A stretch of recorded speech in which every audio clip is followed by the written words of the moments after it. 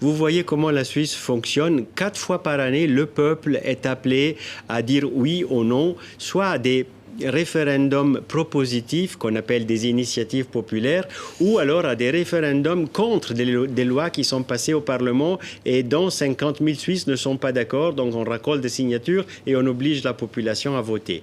C'est ce qu'on appelle chez nous, c'est ce que nous appelons la démocratie directe, qui est peut-être un peu lente, qui est peut-être un peu lourde, mais qui est incroyablement solide. Et c'est ça qui nous permet aussi de jouer le rôle que nous jouons dans le monde entier. Ces derniers exemples, le week-end passé, il y a eu 3 votes au niveau populaire, dont deux étaient des lois passées au Parlement que le peuple suisse, par une a rejeté, une a accepté. Et puis, il y avait une proposition de changer la Constitution sur justement ce voile intégral pour interdire la possibilité de porter des voiles qui cachent le visage.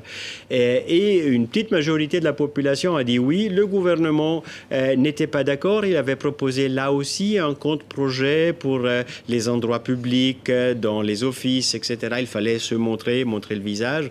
Mais le peuple suisse, voilà, il a décidé que le texte constitutionnel tel que proposé par l'initiative était meilleur. Et donc, c'est ce qu'il a choisi. Et ça, c'est la démocratie.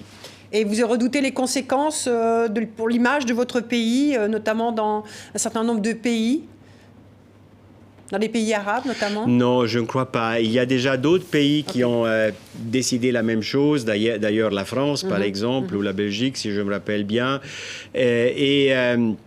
Je crois que ceci montre à quel point il y a une préoccupation dans les populations du continent européen face à l'extrémisme violent de nature islamiste.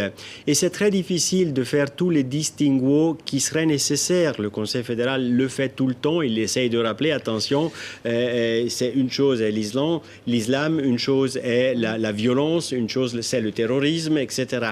Les gens tendent à avoir une vision, disons, mêlée de tout ça, et le fait de manifester un islam et de couvrir le corps et de ne pas montrer les yeux est retenu contraire à nos habitudes et à nos cultures, et donc la population, de manière très spontanée et très directe, elle a dit non, ça on veut pas, et le gouvernement, même s'il était d'avis contraire, une fois que le peuple a décidé, il ne fait qu'accepter la volonté du peuple.